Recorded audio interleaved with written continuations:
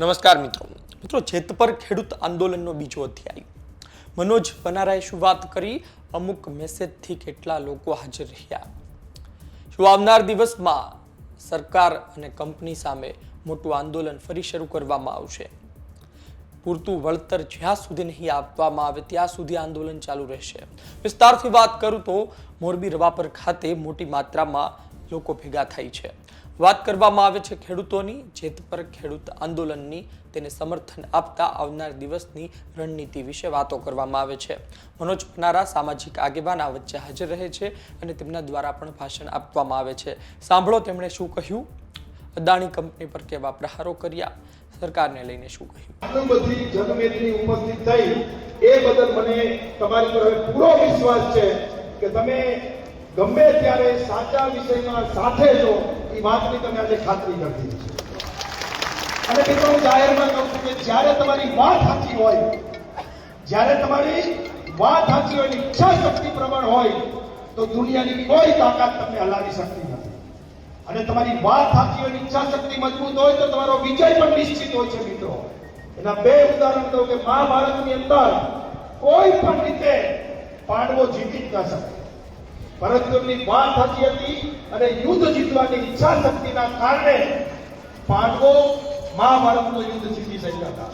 એટલે એમની પાસે હતું શું? એ જ રીતે રામાયણની અંદર પણ રામ સાચા હતા એટલે જ રાવણને હરાવી શક્યા. આ અદાણી નામનો રાક્ષસ, આ રાવણ, આ દુર્યોધન અને મુક્ત સરકાર રક્ષક બનીને એના ખોળે નાચી રહી છે, ત્યારે આ ખેડૂતોએ રોડ ઉપર આવવું પડ્યું છે. મિત્રો આ લડાઈ ખેડૂતોની એટલા માટે લડીએ છીએ કે આ વીજ લાઈન અદાણી વેપાર કરવા માટે નાખી રહ્યા છે. આ સરકારની વીજ લાઈન નથી. આ વીજ લાઈન અદાણી પોતાના ધંધા માટે કરોડો એકર જમીન કચ્છની દરિયાકાંઠાની ગૌચર ખરાબા મફતના ભાવે લઈ અને વિન્ડ મિલો એટલે કે પવન ચક્કીઓ અને સોલાર પ્રોજેક્ટો કરી દીધા છે. હવે એની વીજળી ઉડીને તો જાય નહીં, એટલે કોઈ પણ રીતે થાંભલાઓ નાખીને મોકલવી પડે. એ થાંભલાઓ નાખવા માટે આપણી જમીનોનો ઉપયોગ થાય છે.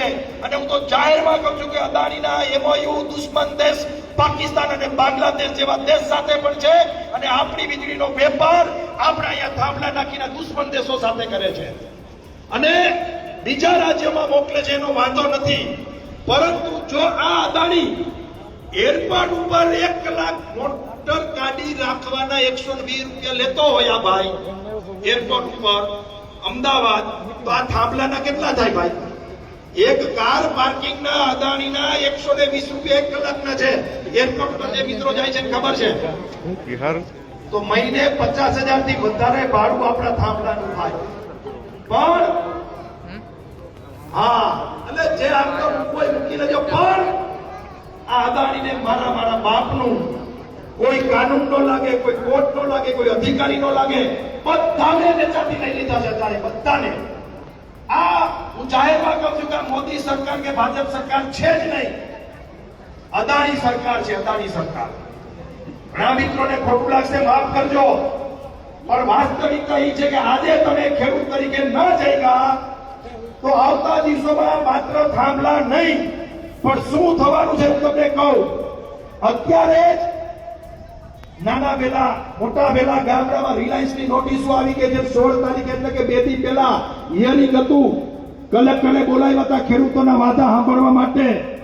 ખાલી કાગળ ઉપર લાઈન આ વિસ્તારમાં જેને નોટિસો આવી ગઈ છે, જેની કામગીરી સર્વેની ચાલુ થઈ ગઈ છે, એવી આ વિસ્તારમાં 8 લાઈન આવે છે. કેટલી?